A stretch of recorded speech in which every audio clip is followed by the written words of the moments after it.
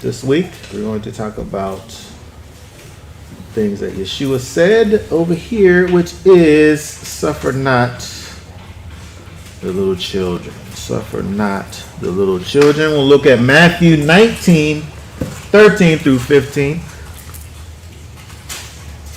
Mark 10, 13 through 16. And Luke 18, 15 through 17. We'll just read through all of those. They're all short. Yeshua didn't say much in this particular situation, but in his not saying much, he actually says a lot.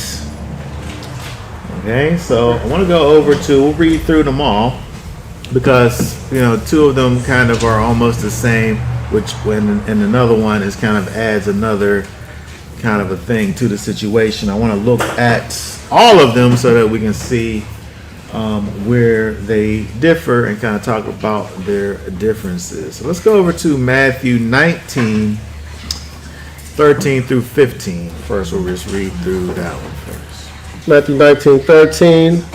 Then young children were brought to him to lay his hands on them and pray, and his taught ones rebuked them.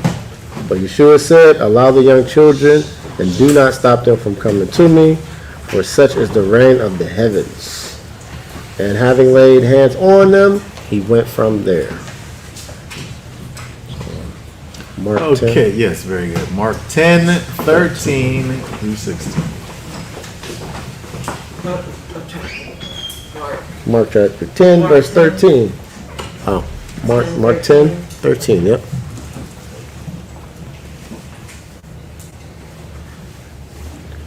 And they were bringing little children for him to touch them, but the top ones were rebuking those who were bringing them.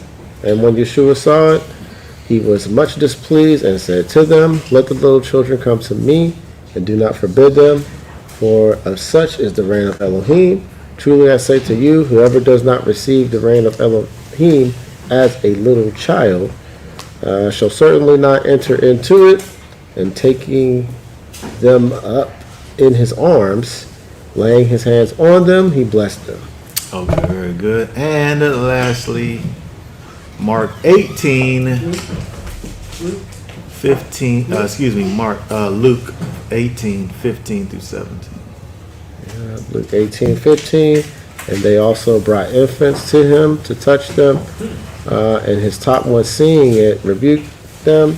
But Yeshua called to him and said, let the little children come to me, and do not forbid them, for of such is the reign of Elohim. Truly I say to you, whoever does not receive the reign of Elohim as a little child shall certainly not enter into it. Okay, very good. So let's look at these, kind of comparing them one to another. If we go back to Matthew, we see where it begins, where it says, then young children were brought. Young children is kind of a broad kind of explanation. It could be any number of areas. Something about young children. Hit that verse, hit that 13 there. Let's look at what that word is there for young children. Let's see which one that is there. Young children, what's that say there? A childling? Any kind? Oh, look at that. An infant. A half-grown boy or girl. Now, there's a big difference between an infant and a half-grown boy or girl. Right, an infant's kind of just kind of not half. It's not half if they're an infant, right? It's a little one, which is slightly different. It's interesting in Mark 19 and 13, where it says young children were brought to him, and then in Luke it says infants were brought to him. Let's go over to Luke and see what that word is. What's the chapter again? He meant to say say Matthew and then Matthew is what we looked at first, where it says young children. It also says little children. Let's look at Mark first, because it says young children in Matthew. It says little children in Mark. What's the word that he uses in Mark? 10 and 13. Young children. What's the word is that? That's the same word. Okay, that's the same word as so Mark and Matthew have the same word. But go over to Luke 18 and verse 15 and see what that word is.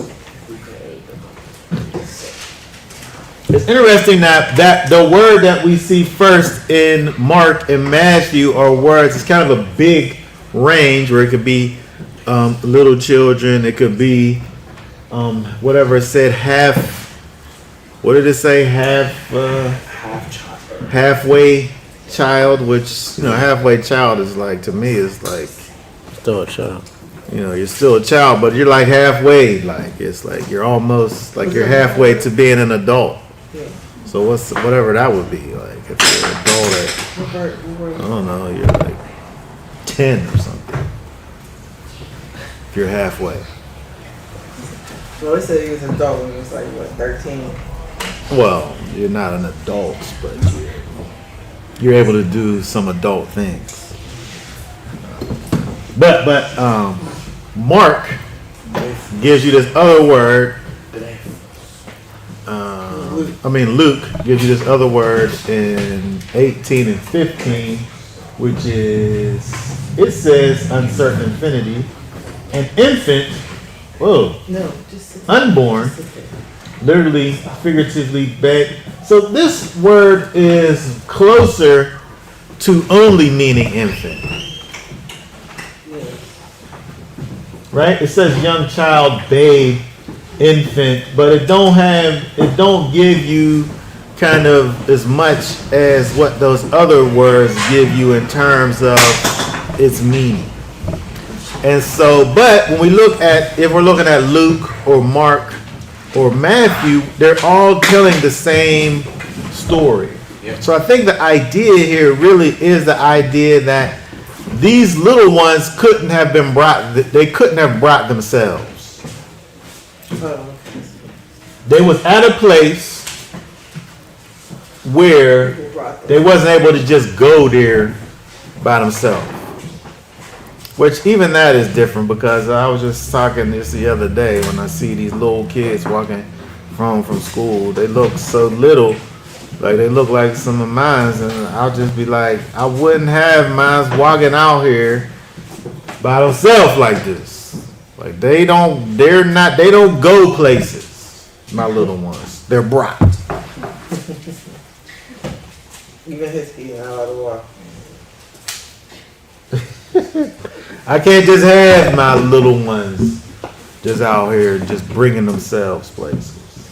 They got to be brought. I'll bring them to the place.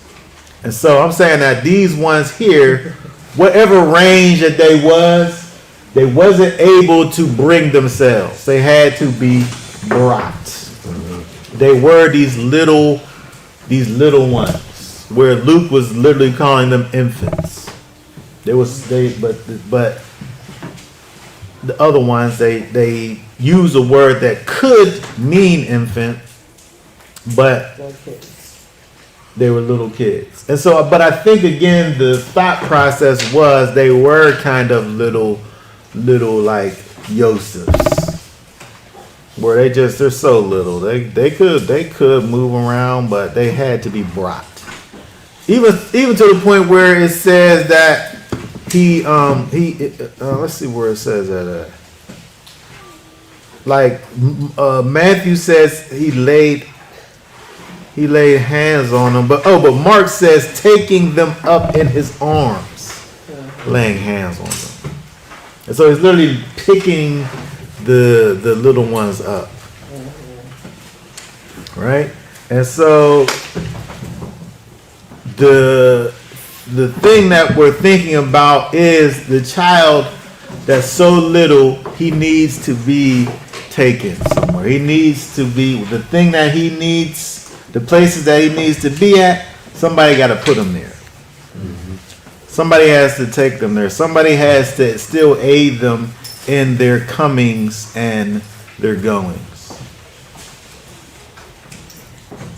They need that type of instruction. So what's happening is the people, these disciples that are going around, these people that are finding themselves as believers in Yeshua, they who have been blessed by Yeshua in one way or another want to now have their children be blessed. You know, this is a thing, right? The children, they believe that the children are the future. They teach them well and let them lead the way. Sound lyrics, right? It's part of the culture, right? To lead the child in the way that it should go. Yeah. And so, them being people who received from Yeshua, whether it be some healing, some physical healing, Yeah. or just the teachings that was brought forth, they wanted for their children to have this same blessing. I mean, the culture of the people, when we even look back to the forefathers, it was important for that father to literally lay hands on the children and give them and pronounce an actual blessing over the children. And so the people wanted for their children to be able to experience this kind of a thing with Yeshua, acting kind of in that role of what the father would do for his children.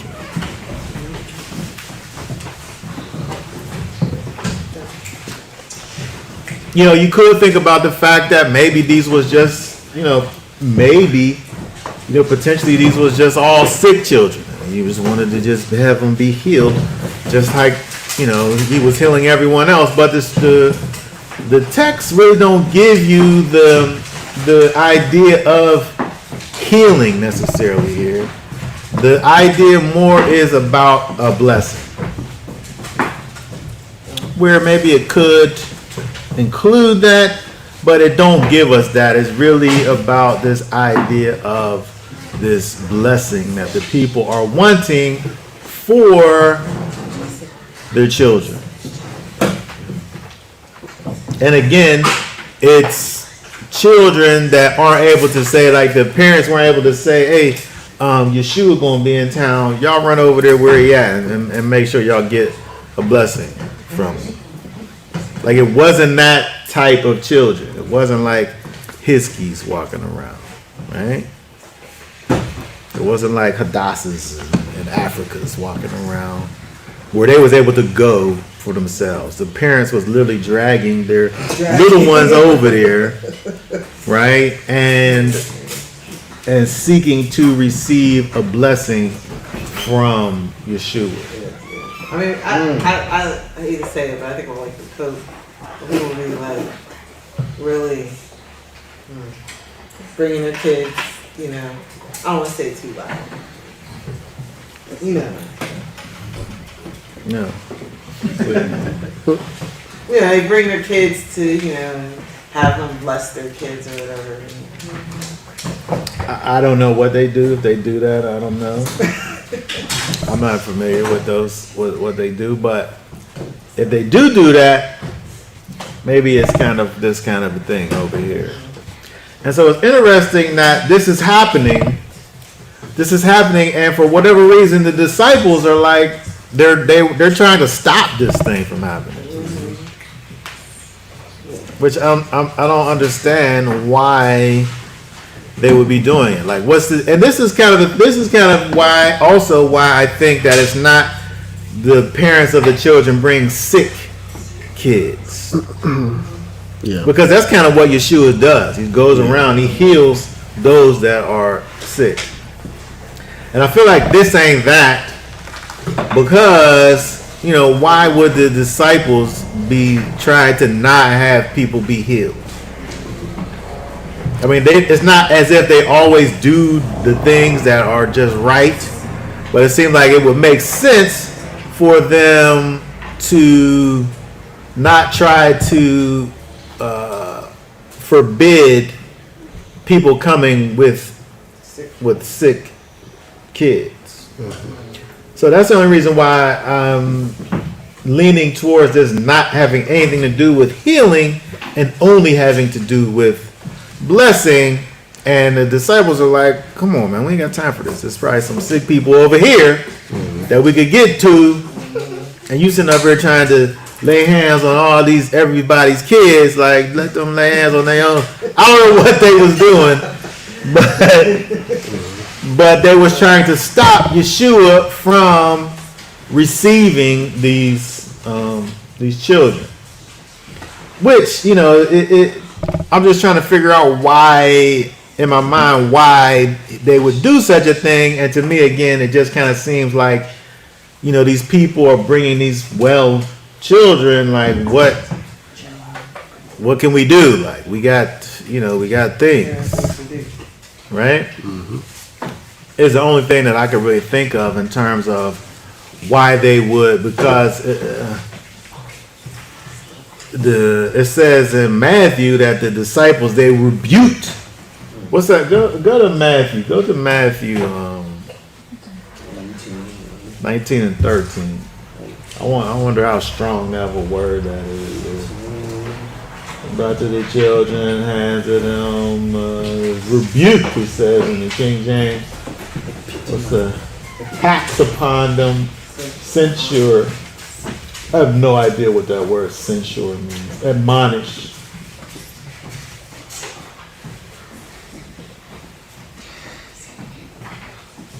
The act of blaming, finding fault, condemning as wrong, applicable to the moral conduct or the works of men when applied to persons. It is nearly equivalent to blame, reproof, reprehension, reprimand,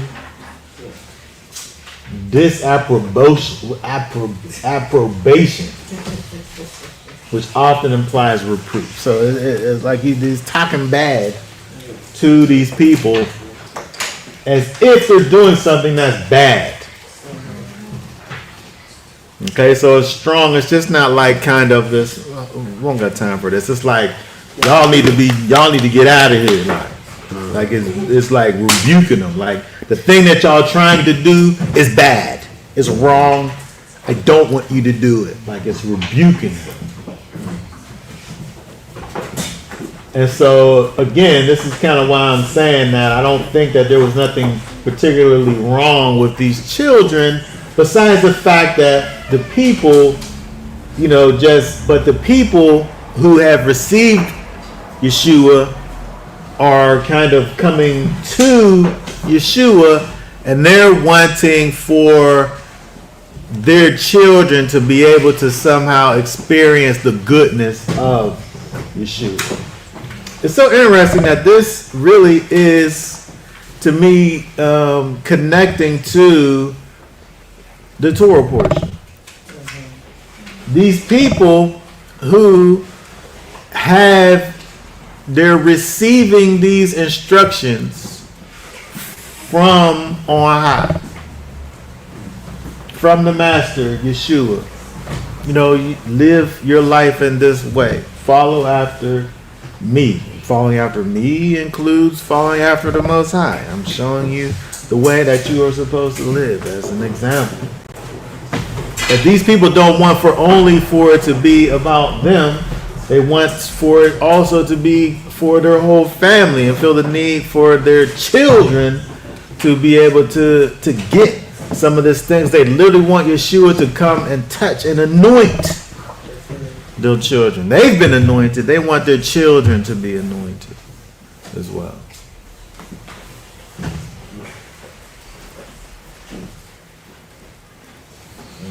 And then Yeshua, as the disciples, if we're looking at Matthew there, as the disciples are rebuking, Yeshua said, allow the young children and do not stop them from coming to me. For such is the reign of the heavens.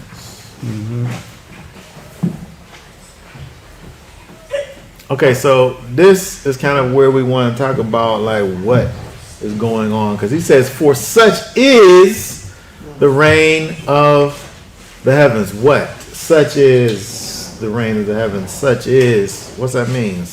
What's it talking about? Such is the bringing of children? Is the reign of Elohim the bringing of young children? Allowing of the young children is the reign of Elohim?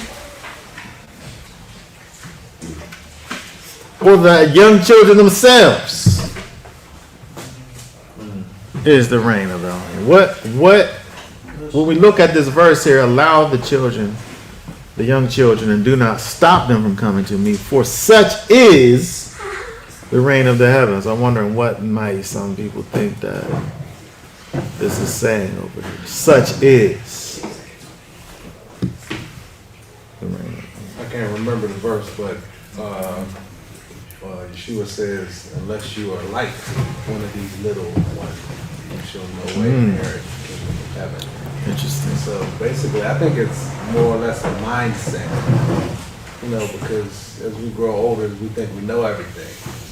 You know what I mean? And we are the children of the Most High, and we've been born again. So we're like, we're like little ones learning how to please the Master.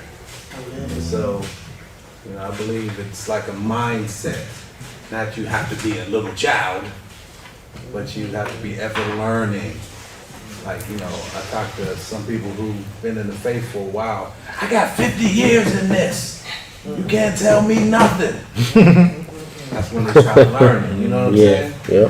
So it's like you have to always be like that little child just absorbing from our Abba. Yeah. Yeah, and I think when he says such is the reign of Elohim, that's what he's saying. Like these children who they couldn't have been brought there on their own. The thing that is necessary for them to be able to acquire, be in close proximity to life, couldn't have been obtained by their own power, by their own strength. Mm-hmm.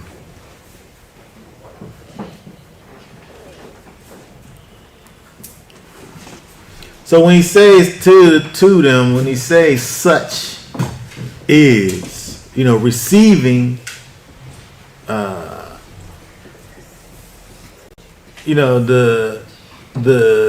the child had to be brought there.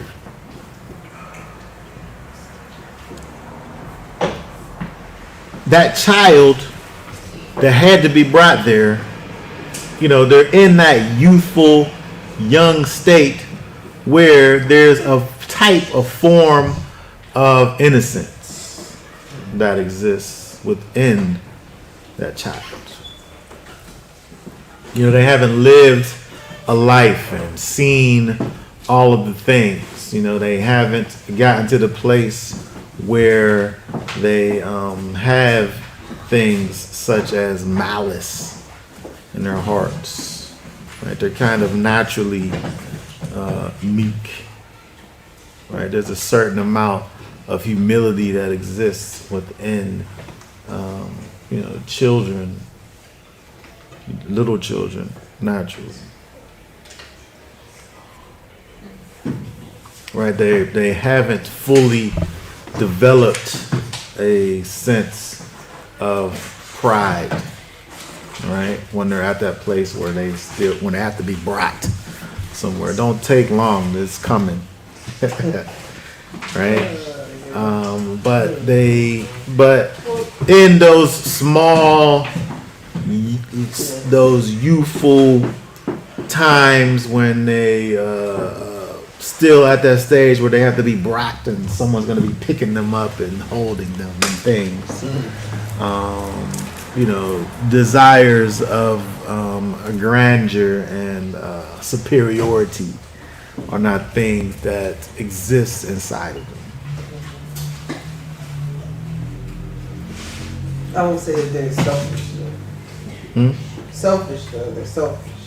Yes, selfishness is a thing that, again, and so it depends on like what stage they're at. And so I like the fact that the one word mentions infant and the other word kind of basically is only infant, because it's causing you to lean towards the smaller ones that aren't really thinking about much. But I mean, I think Because it don't take long for a child to be selfish. I'm saying that those little babies though, little newborn too. All they think about is what they want. That's true. They don't even That's care true. what you're going through. That is true. They just want what's good for them right now. That's why they need Yeshua. Get them there early. But I think that for the most part, when you look at a little baby, they're just a pure little innocent little thing. They got some things with them, yes. And selfishness is one of those things. But for the most part, they're just as innocent, pure little things. Well, I would add a twist to it. It's not necessarily selfishness. They trust in you. They have no choice. They trust totally in the dependent. person who's given them all their needs. So if you look at that scripture, there's a lot says to it that we would also be trusting in the Most High for all of our needs instead of trying to do things on our own will, thinking we know everything. Like Brother said, trying to suck it all, eat off of him. Yes. I like trust. I don't want to. It's just, but it's still, they still selfish. They so selfish little things. Right? They still little selfish little things. Like because the thing is that it's like they don't care about what time it is. They don't care about what it is that you're doing. It could be something very important that you're doing. They needs to be satisfied right now. And outside of a baby, like that's not something that you can't keep on being like that. Like you can't only just say everything got to stop right now and you got to deal with me right now. like if you always like that's what it is. But what I'm saying is that being aside, I'm saying that the best parts of that thing, of that little infant, I think is what he's referring to. Not the worst parts, because they got their worst parts. I was gonna say that, there's so much similarities between children and adults. Especially depending on how they was raised. You know what I mean? In this day and age right now, you have adults who are just like little children.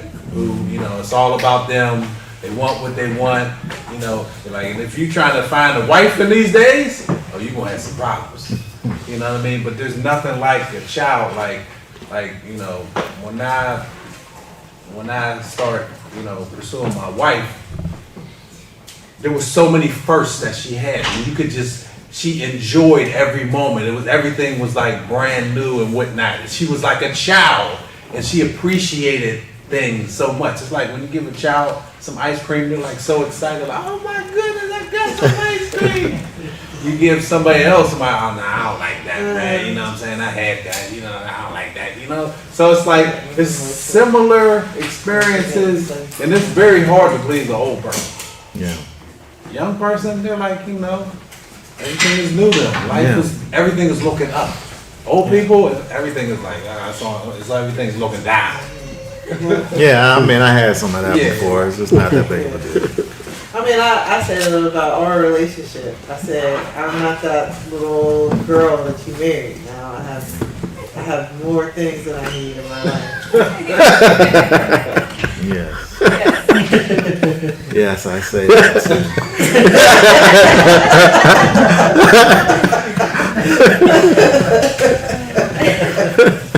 And so, I was closer to Yahweh back then. I even said to Naomi, I said I was more religious when I was in college and I was younger. You know, my mind was more focused on the heavenly things. Now I have like all these other things I gotta focus on. You know. which I think is the point of what Yeshua is saying. He's saying really, the children, the thing that makes up the children, that is the kingdom of the heavens. And so when we think about what he's saying, I think that's what we have to think about. What is that thing that exists inside of the children that we could think of and say that thing is the kingdom of the heavens? I think that Yeshua, if we go back to Matthew chapter 5. Okay, 5. Go back to Matthew chapter 5 and verse 3. Blessed are the poor in spirit, because theirs is the reign of the heavens. He said, blessed are the poor in spirit, theirs is the kingdom of the heavens. The poor in spirit. Think about, this is interesting because, poor, they don't got nothing. If you're poor, you ain't got that much. Right? You think about poor in money, like you don't have much. Like it's hard for you to do anything. You have to, like if you're rich in money, you can do whatever you want, really. You're dependent only really on yourself. Because you're able to do.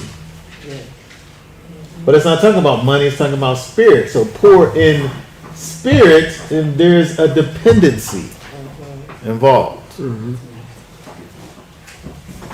Right? The understanding is that it's not some self-reliant situation. It's something that has to do with dependence upon something that's external. Yep. And those ones, theirs is the kingdom of Elohim. And so when we think about those little children, right? Those little children were those who exhibited this poorness in spirit, because they wasn't able to do anything of themselves. Somebody had to bring them there. They didn't even know they needed to be there. They needed to be there, but they didn't know they needed to be there. Somebody needed to bring them there for Yeshua to go and grab a hold of them and anoint them with his hands. And so blessed are the ones who are able to trust in the Spirit and rely on power that's not their own. Just like the little children. Right? Look at verse 5. Blessed are the meek, because they shall inherit the earth. The meek. Right? Meekness. Right? This is something that we can put in the category of kind of these characteristics of innocence. Meekness.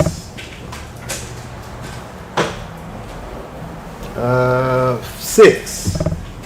Blessed are those who hunger and thirst for righteousness, because they shall be filled. Okay, again, when you look at 6, you kind of have this dependentness on something. In this case, they want that righteousness, right? And there's a hunger and a thirst for it. They want this. They're going to do that which is necessary to get that righteousness, right? But that's kind of like these kids, and the way that it manifests itself sometimes is interesting. But there is the fact that they are reliant on, as you said, there is a reliance on them onto someone else. And what they feel the need, if you don't hear them, mommy, mommy, mommy, mommy, mommy, mommy, mommy, mommy, mommy, mommy.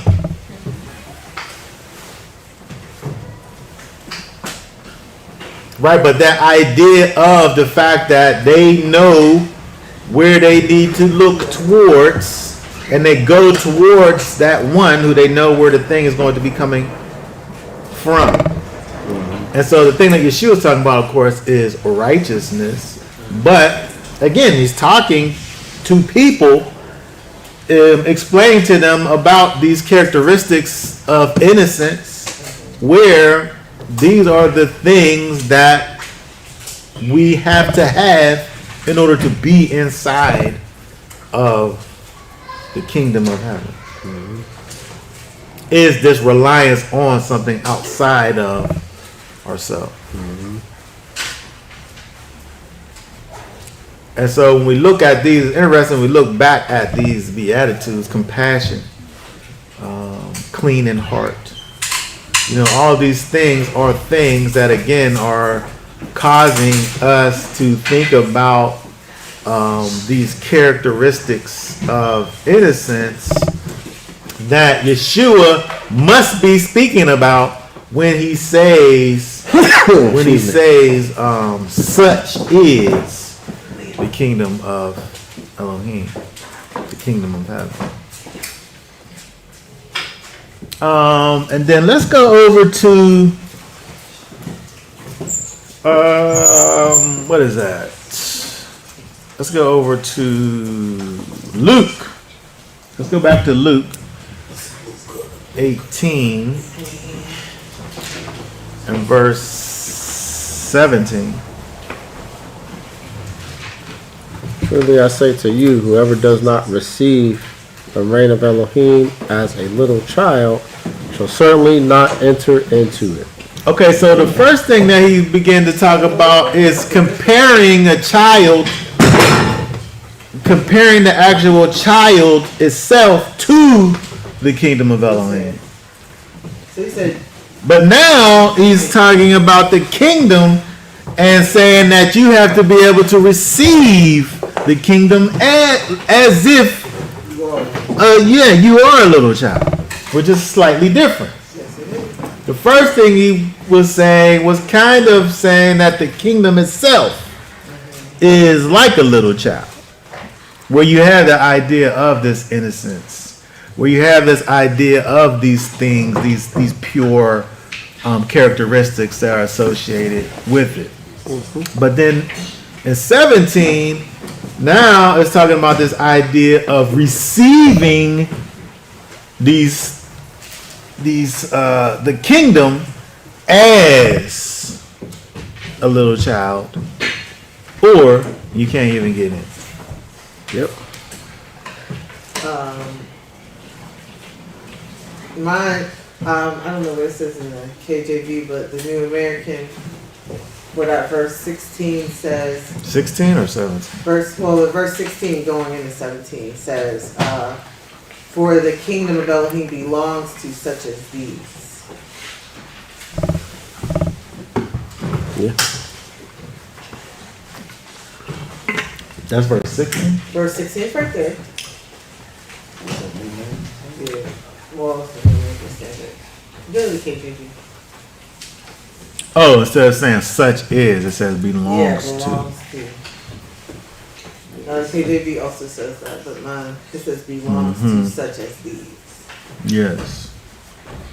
So the thing that I'm getting at is the fact that you have this situation that's going on in regards to these children, where they're giving you a picture of what the kingdom is, and also kind of the requirements to get into it. Kind of. Right? It's what it is, what the kingdom is, and it's what you need to be in order to get into the kingdom. It's both things.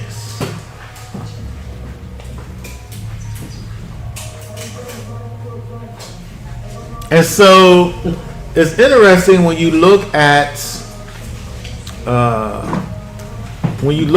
these that connection that we have there, when you think about these qualities, these things that exist inside of children. It's interesting that you talk about the fact that, coming into the kingdom, coming into the things that the gospel provides for us. The first thing that happens, where Yeshua talks about over in the first chapters of John, is that you must be born again. That's right there. You must be born again. The Nicodemus was like, what, am I supposed to go back inside of my mother's womb? Like, what you mean born again? I was born already. How am I supposed to go backwards? But Yeshua kind of, without saying without saying over here, is talking about this idea of kind of like this revert back to this state of innocence. Like where you have to find out about things for the first time all over again. Yep, you hit the reset. You got a new life. All that stuff you knew, he wiped it away. Forget those things. You don't go back to it. You don't know nothing. You got to come to him now like a child, because you don't know, and relearn. Mr. Andy. And so again, the way that he's saying it here, again, the kingdom is that. And if you want to get into the kingdom, you got to be that. Mm-hmm.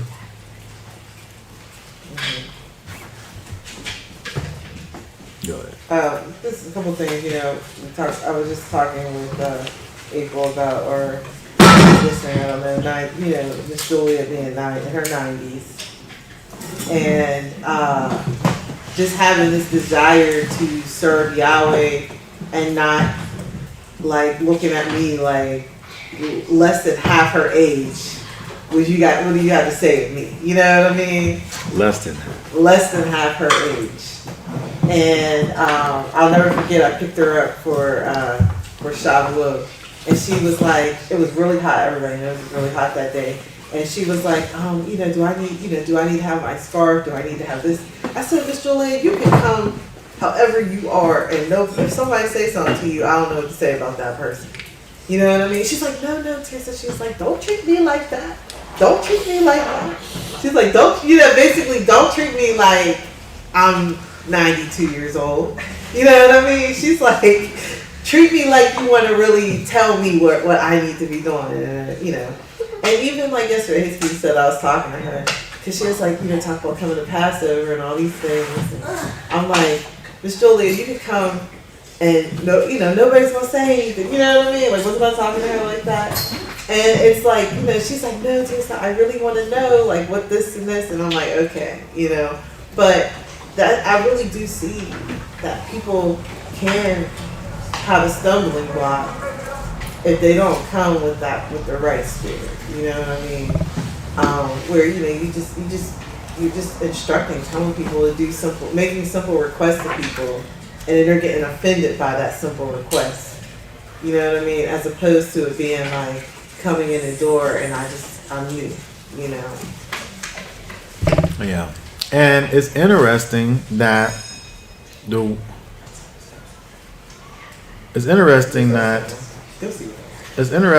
Yeshua, the way that he's describing the kingdom of Elohim, the way that he's describing it is about this idea of taking it back to a sense of innocence, a state of starting all over again.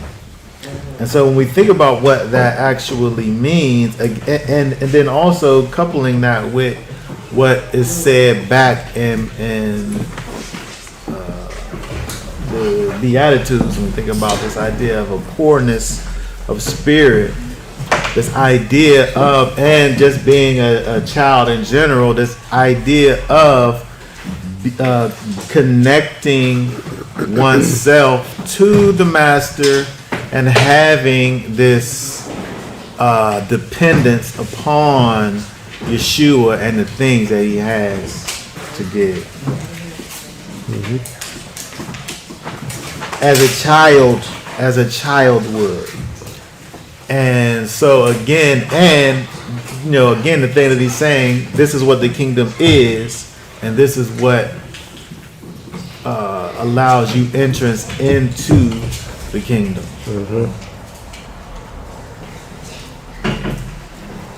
So in other words, you're not bringing any value to the kingdom. That's something legit.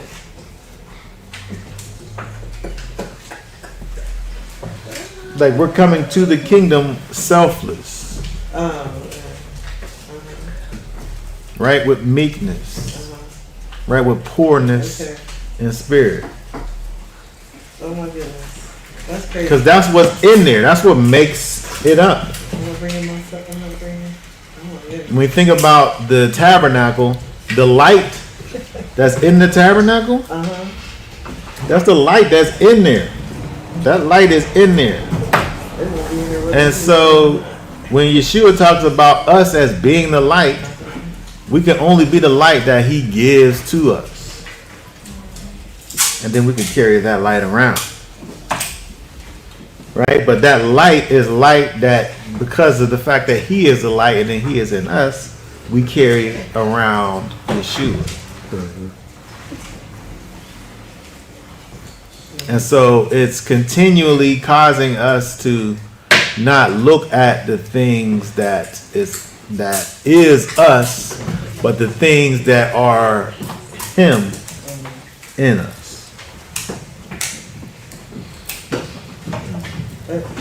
That was just real significant. Like that we're not bringing stuff. Like we're not bringing. Like I just think about like even like the children. Like when we have our pizza party tomorrow, the little ones like Yossi, it's just coming. He don't have anything on it. He don't have any, you know what I mean? Like in no way does he have something on. And I think that sometimes as an adult, you think you have something on. It's like there's nothing that's for free. Somebody got to pay, just ain't you. Yeah, exactly. Like they go to Kennywood, somebody paid that money for their ticket. They didn't pay it, but someone had to pay it, you know what I mean? Mm-hmm. But it's like, you get something, and everybody says, you get what you pay for or whatever, Which you do. And so like, if you come into something, it's like, you think you should have something to give in order to be there. But Yeshua's throwing it off. Yes. And so it's interesting when we look at the things that he's saying in terms of this whole thing about, such is the kingdom. The children are giving you this picture of the kingdom, the characteristics that the children possess is what's in the kingdom.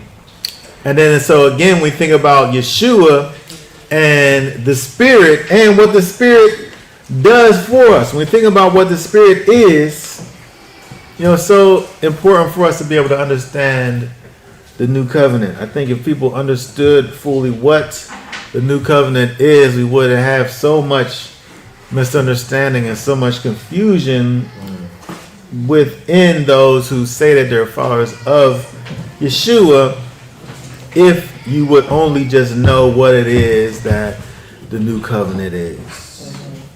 When we think about the new covenant, it is the law of the Most High on your heart.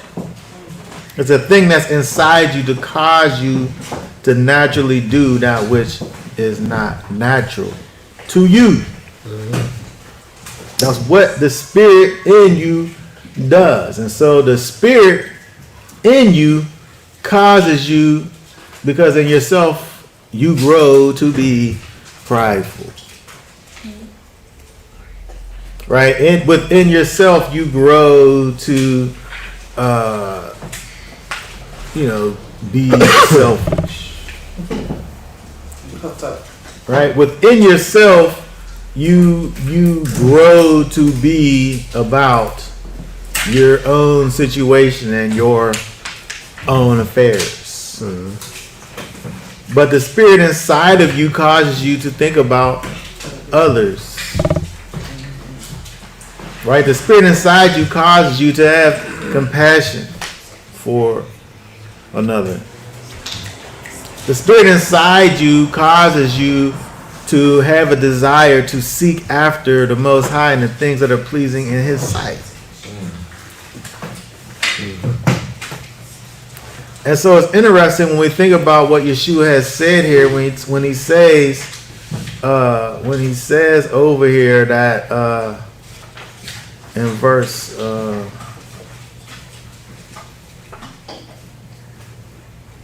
in verse 17, where he says that truly I say to you, whoever does not receive the kingdom of Elohim as a child will not enter into it. Whoever won't be able to accept these things, a child, it's interesting in children, the way that they receive things. They get to a point where they do become ungrateful about things. They do get to that point. And I don't know when that happens. I guess it varies. But as you were saying, there's a point where the things that they receive are just the most amazing things that could ever have been. And it could be really the simplest of things, but if it's something that's new, if it's something that's new to them, they receive this thing happily and with open arms. They're so happy about this thing that they have received, and they cherish these things that they receive. And so when we think about what this means, what Yeshua is talking about, the idea of receiving the kingdom of Elohim as a child, there's many things that kind of go into that idea. And so if we think about, receiving the kingdom of Elohim as a child, when it receives this thing, is so grateful and so happy for this thing that it has received. It don't never want to lose that thing. Right? It wants to protect that thing that it has received. And by all means necessary, make sure that thing is never lost.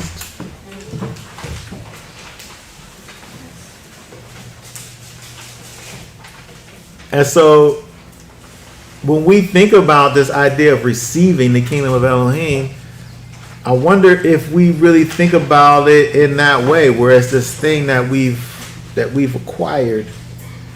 And, because we can become callous about things and not not really think fully about kind of the fullness of these matters. But if we're continually, like perpetually thinking about these things the way that I think Yeshua is trying to cause for the people to understand, to think about things in a particular way, have a particular mindset as it relates to the kingdom of Elohim, you know, it must be this thing that we cherish, that we, you know, that we don't take for granted, right? That we place in a special place, and we don't want for that thing to, you know, to be lost.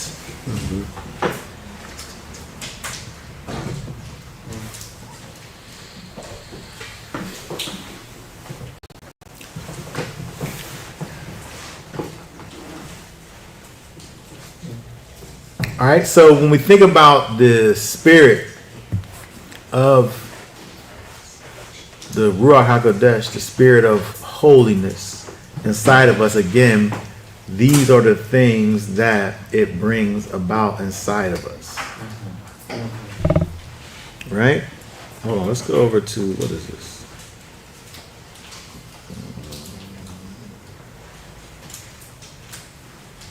Go over to Galatians.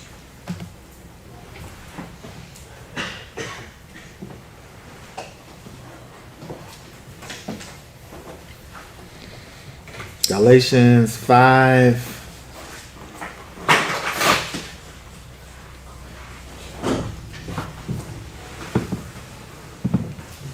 Go up to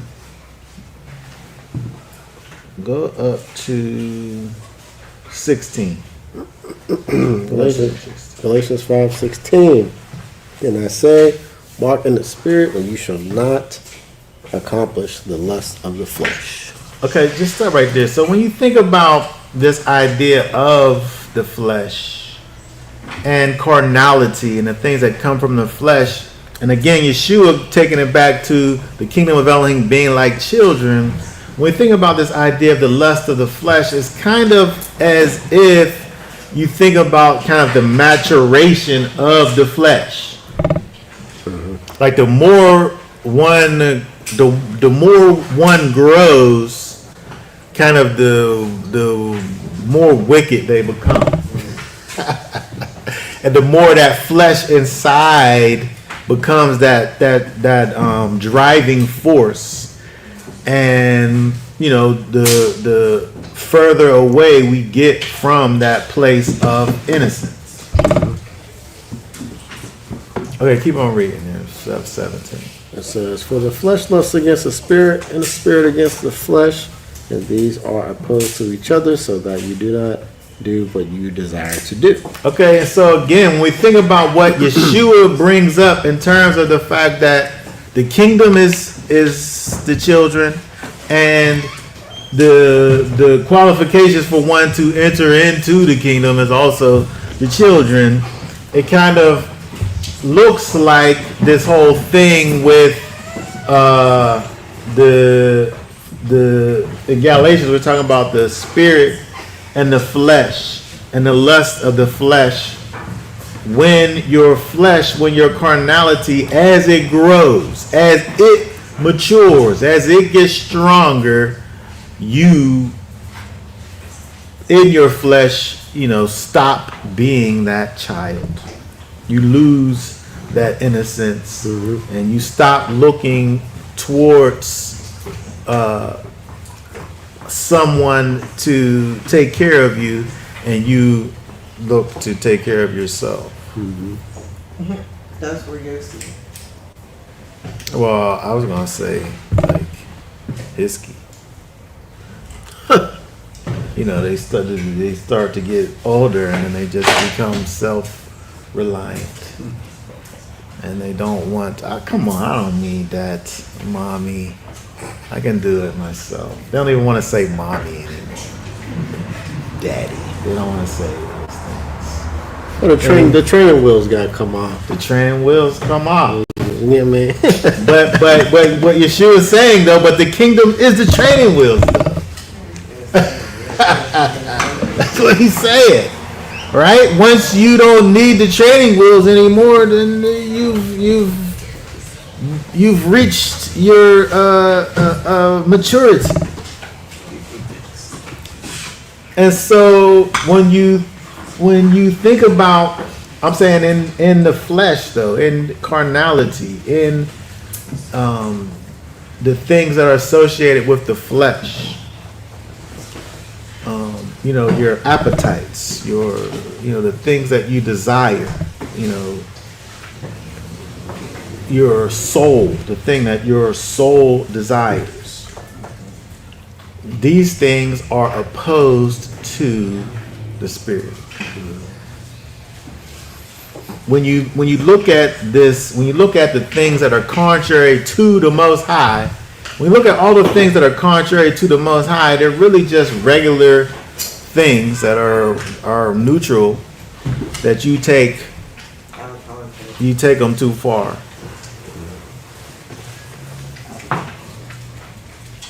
Right, when you take things in excess, they become things that is just you went out of bounds.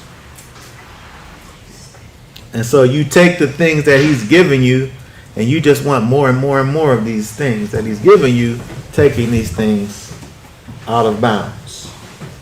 And so if we think about things again back to this idea of having these childlike things, childlike, and it's not even about, again, it's in regards to our dependence on Messiah. Right, because we have to, of course, be adults about things. Right? There's a certain carefreeness that's involved with the children that's in some ways can be unrealistic. But I think the idea here is the fact of being dependent upon Messiah for all of the things that he offers to us, where we don't have to rely on our own strengths and capabilities to be able to do the things that's necessary. We're relying on the strength and the power that he provides for us to do the things. I had a conversation with my flesh one day, right? Interesting. And I said to my flesh, I said that you're going to die. You are going to pass away, right? I said, but my spirit can live forever. I said, don't you want one of us to win? I said, you're going to lose. You are going to lose. You're going to die. I said, so we can't do what you want to do. We have to strengthen the spirit, which is that little childlike thing. Because, we're growing up, getting older, doing everything to please the flesh, right? But the spirit is being neglected. But then when you're born again, and then that spirit is like a childlike, in the childlike state, your flesh can, smother out that child to where the child never starts to grow and learn and do the things it needs to do so that it can live forever. And so I had that conversation with my flesh. That listen, bro, you gotta go to the back burner. You gotta go on the backside. And let's develop the spirit. Yeah. Yeah. And it's interesting that through the Spirit, through the Ruach HaKodesh, it's interesting the way that Paul talks about it, because at some point it does become violent. At some point it becomes violent. Mm-hmm.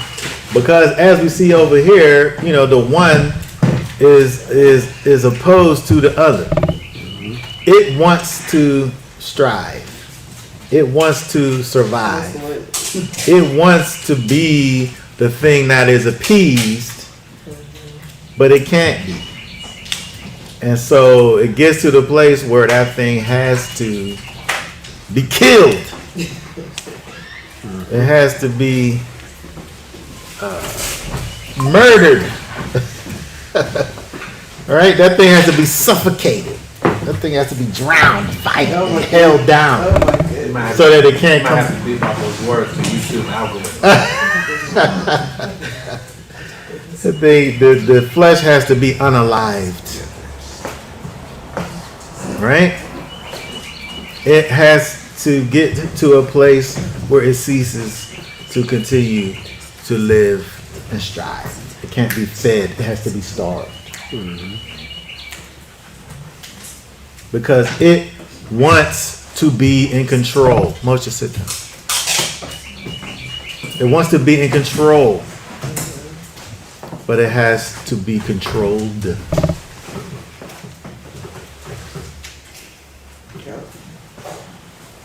And so again, when we think about what it is that Yeshua is describing, he's describing a thing that's dependent on something that is not its own self, which is a child.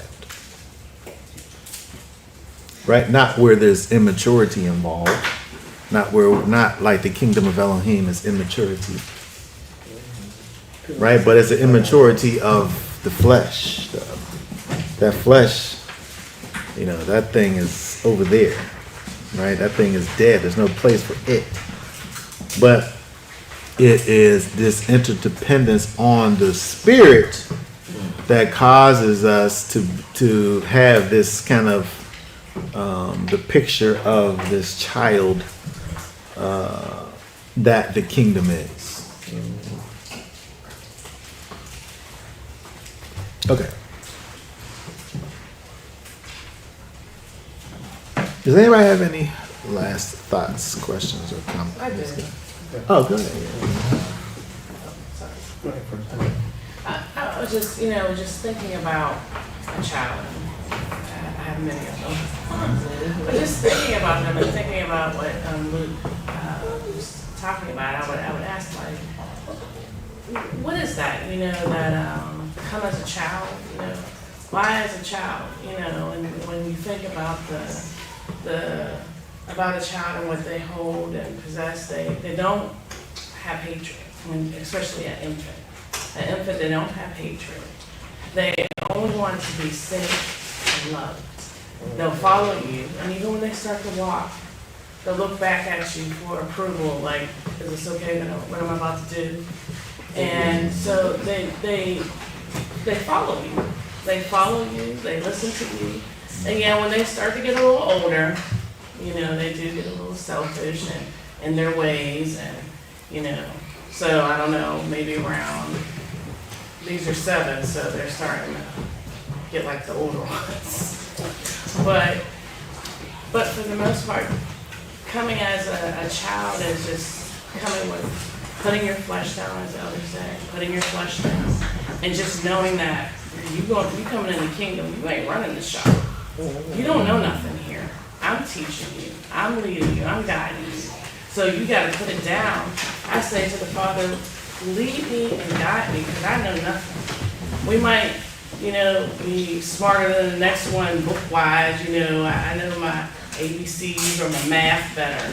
But over here in the kingdom, you don't know nothing. You don't know nothing. And when you come in knowing that, okay, no, I'm the student. I'm learning. I'm open, Father. Just open yourself.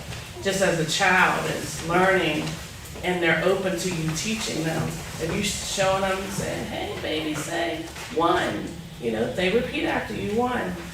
So we have to come and just be open to the Father to learn everything, and just know that this way that we know, this is nothing compared to what He has in store for us. We have to lay it all down and just realize that this is nothing. This is only a moment in time. You know, this is, you know, these little things that we have are trinkets compared to what the Father has. So, and our little children, you know, I look at them, and they are a true example of just they love everybody. You know, they don't hate. They'll play with any kid. It doesn't matter what color they are. You know, boy, girl. They just, you know, just are free and open to, you know, just to people, to learning. You know, and that's how we have to be, free and open to learning and just putting down our own thoughts and ways that we don't learn in this world. That's when I think of children, what that scripture says. It's really relates to me. Yeah, yeah. I mean, very good. And so that's, you know, that's what he's referring to. That's what he's talking about. Those perfect parts of that untainted child. Not the tainted part. You know, it doesn't take very long for them to become tainted. But the untainted parts. That's what the kingdom is. The kingdom is that. It's this, you know, it's a pure place. It's a place where, you know, where holiness, where righteousness resides, where light is. Not darkness, not the consequences of darkness, right? Those things don't dwell there, right? It's only the good things that are there, right? And so when he's saying this thing about, you know, that's what the kingdom is, you know, this is what we think about, the thing that the Spirit provides for us, you know, that wisdom and knowledge and discernment and discretion and the love and the peace and the self-control and all of these things are the things that the Spirit provides for us. Those are the things that are in the kingdom. The things that are the opposite of those things, the things that exemplify the lack of all of those things, those are the things that are on the outside. And, you know, without that Spirit, without that motivating factor or force driving you, you're going to always be, you know, what, you know, becomes after, like what that child grows up to be, that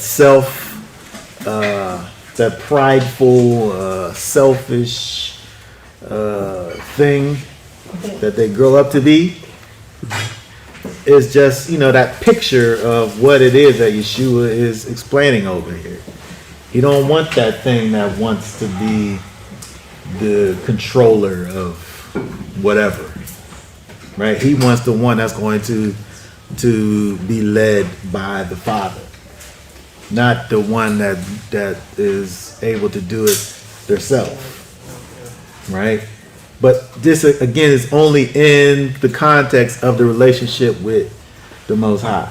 You know, we have to actually grow up and be as adults, right? But the idea here is that the kingdom is about dependence on the Most High and not whatever, because again, if we look back to Israel, you know, Israel became what it became because of growing up. They grew up, and after receiving all the blessings that they received from the Most High, they forgot the fact that He's the one that gave them to them in the first place. That's right. And so it's just kind of understanding kind of the imagery that is given. Okay, Omar, what was you going to say? Okay, so I was thinking of something in my head. As a person that is trying to bring themselves back from being, how am I going to say this? Okay, so trying to convert yourself back to being as a child, or getting yourself back in the concept of thinking as a child, as an adult, but letting yourself be free of the stress and the overwhelmness of the world and thinking of the world, but being open-minded as a humble person to allow yourself to be so humble that you're I think I'm losing myself there.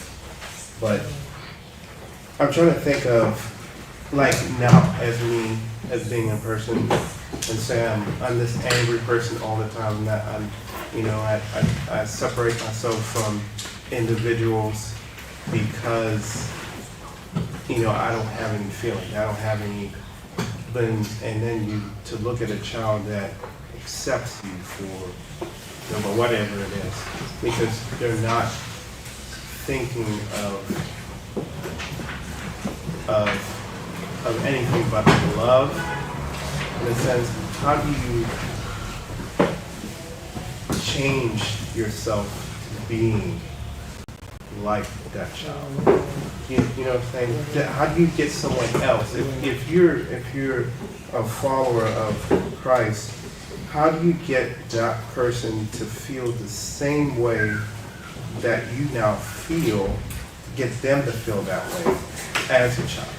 To be able to now bend your will and give that to the Most High. How do you do that? So I think the first thing is that when you think about the idea of receiving the kingdom as a child, in the same way these parents here brought the children to Yeshua for him to lay his hands on them. The thing that they're receiving, they didn't do anything in order to receive it. Their parents brought them. It's almost like you think about circumcision. Someone doesn't circumcise themselves unless you're Abraham. All right?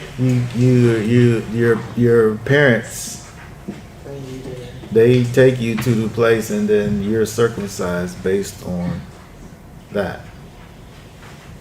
And so this idea of receiving the kingdom as a child is just allowing yourself to be open to receiving,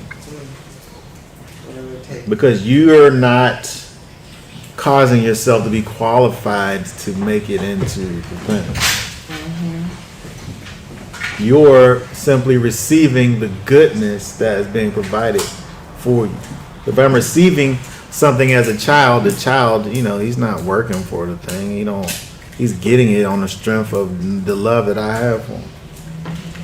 He's gonna get the food that I give him not because he earned it, because it's like child and I have a responsibility to feed him. And so the things that they receive, they're receiving based on my love for them. And so it's not because, well, you did such a good job today with your homework, I'm going to give you dinner today. Right? One thing don't have nothing to do with the other, even though I want for them to do their schoolwork. Right? But they're not connected to each other. The things that they do is not connected to the things that they receive from me. And so when you think about this idea of, receiving this kingdom, it's just about being like that bird, the little baby bird with the mouth over there.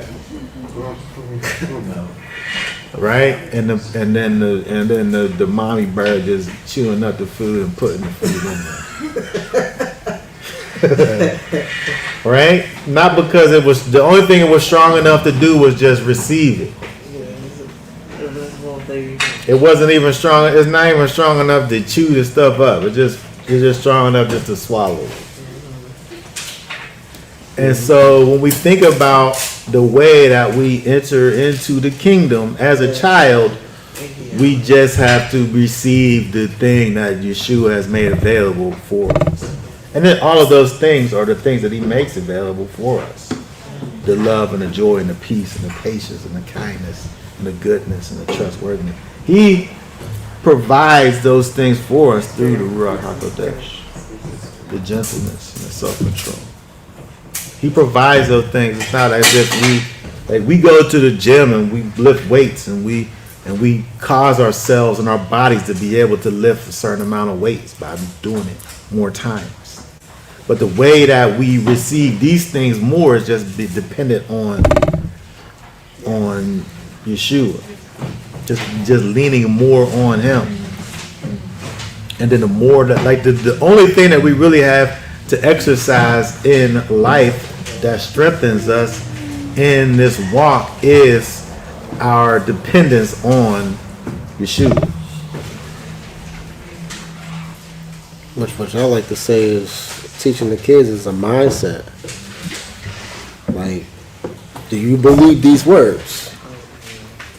That's how I do it. That's how you gotta physically harm me or destroy property. You know, my family tell me, like, you don't really be getting mad. I mean, unless it gotta be extreme.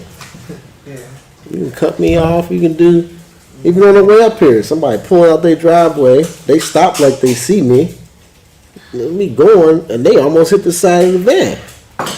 And I'm like, my thing is, I must have been in her blind spot. I ain't even all the way blaming her. Because I'm thinking the person they right behind ain't going to try to cause an accident. So I'm like, you know, I beat the horn but, you know, some people have been like, you crazy, you ain't see me. Like, you know, you need to look first. And I'm like, you know, I was probably in a blind spot. And you keep going. And that's how you got to get that grace to other people. And reading the fruits of the spirits, the beatitudes and all that, live in it. And you got to know that if you got it, you don't assume the other person got it. And then, yeah. And then you exhibiting the things can show the other person that it exists. Some people never seen it. They don't even know that you can act like that. Oh, you not mad because or you treating me like this? No, you're okay. You're fine.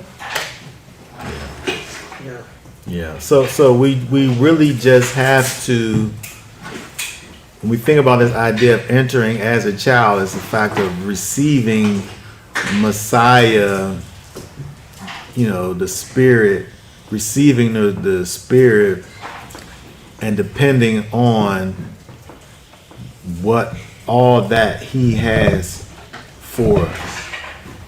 And as soon as we move into this thing of, you know, our abilities and all of these things, you sliding over into the flesh. Because we can never be whatever enough. Whatever it is, we can never be that enough. But what we can be is open to allow the Spirit work inside of us, which is going to give us that result. Right? And so when we talk about this idea of walking out this walk in this life and being more like Yeshua, we're really just letting Yeshua work inside of us. We're saying we're being more like Yeshua, but really we're just letting Yeshua work inside of us more. Yep. I just, even when everyone's talking, I was thinking about Psalm 131, one of the songs of ascents. It says, Yahweh, my heart isn't proud. I don't set my sights too high. I don't take part in great affairs or on wonders far beyond me. I keep myself calm and quiet like a little child on his mother's lap. And then he says, Israel, keep yourself calm and quiet, 131. Israel, put your hope in Yahweh, for faith is found, I believe, in Yahweh. Scroll down. Yeah, Israel, put your hope in Yahweh from now on and forever. It's probably the next one where it talks about put your faith in Yahweh. I just think about, you know, it's like, you know, just setting yourself as a little child, don't put your sights on things far beyond you, and all these other things, but keep yourself calm and quiet, you know. Yeah, yeah. Anyway. Yeah. And so again, the emphasis is more on Yeshua, the emphasis on the Spirit, not my ability to do this or to do that, but my ability to receive what it is that the Spirit has to give me. And that's crazy because you said receive, and after receive, you got to accept. I'm looking up this word for accept. In the dictionary, it says consent to receive. That's the first definition. The second one is believe or come to recognize. You got to accept them. A lot of people want to receive them, and they come and they don't accept them. When you accept them, now because you gotta, it's an exchange. You gotta put something off, and those things that you hold on to, you give them to him, and he gives you what you accept from him, which is these things. Yeah. And at the same time, and he's in every aspect of that, because there's things that in our flesh that we have to relinquish. But we're being childlike when we relinquish them, because we're saying, I don't have the power to do this or that, but you have the power to do it in me. I can't be this or that, but you have the power for me to do it.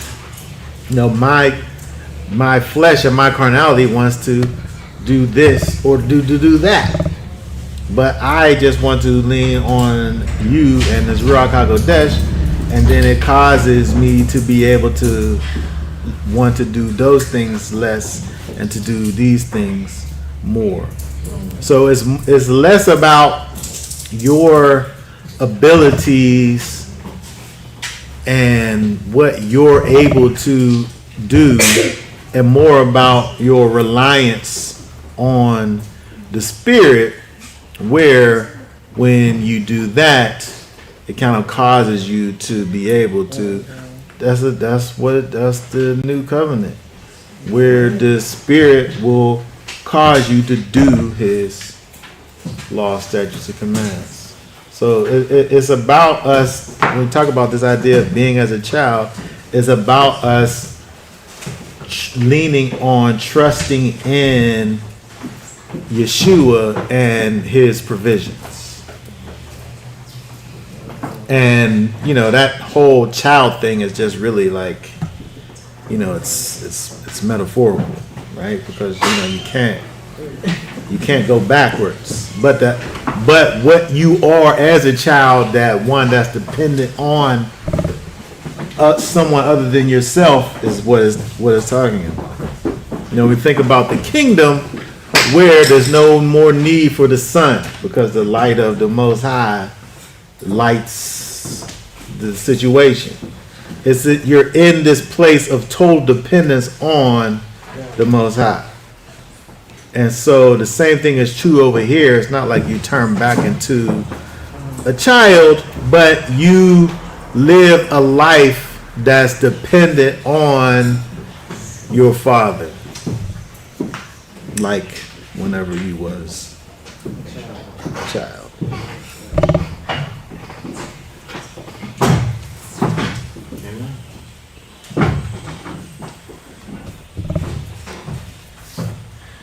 Okay, does anybody have any last questions? I just have the scripture, the spirit is willing, but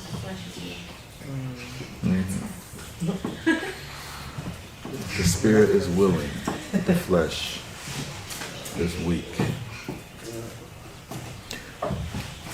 What verse is that?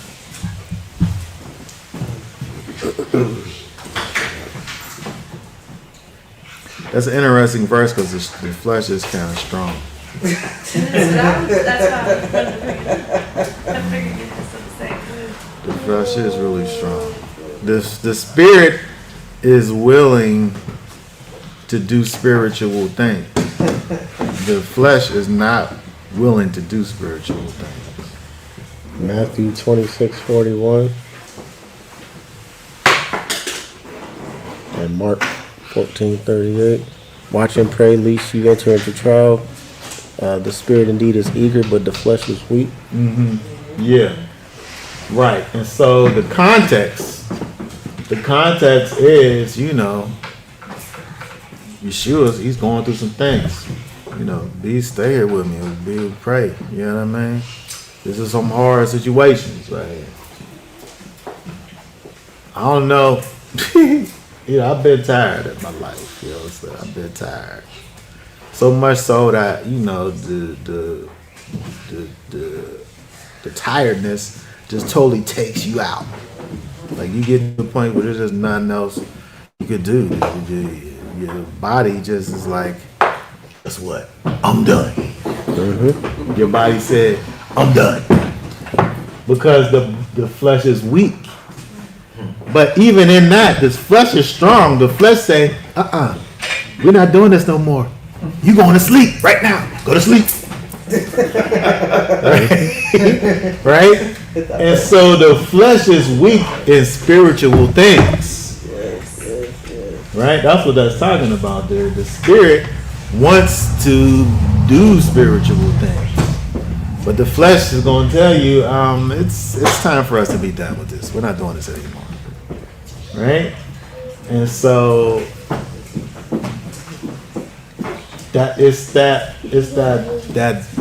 battle that happens between the flesh and the spirit in this reality that we currently exist in. Right? And so because of the fact that the flesh is so strong, right? We have to do the balance thing. And we have to allow that spirit to be built up inside of us because it's eager, it's willing to do the things. But we have to have that spirit be in control. Right? Because when the flesh stay in control, the flesh gonna do what it have you for to do. So the context here is, it could be confusing here because in regards to things of the spirit, the flesh is in fact weak. Because he wants for the people to be spiritual. And the flesh is like, no, I don't want to be spiritual, I want to be physical. Right? And so again,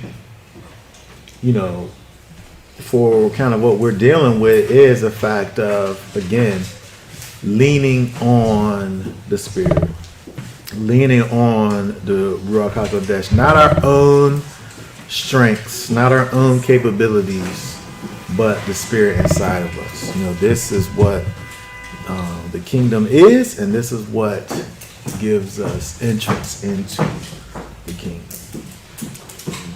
Mm-hmm. Okay.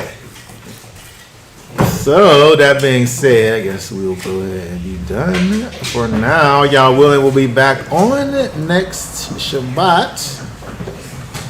Until then, we'll say Shabbat Shalom. Shabbat Shalom.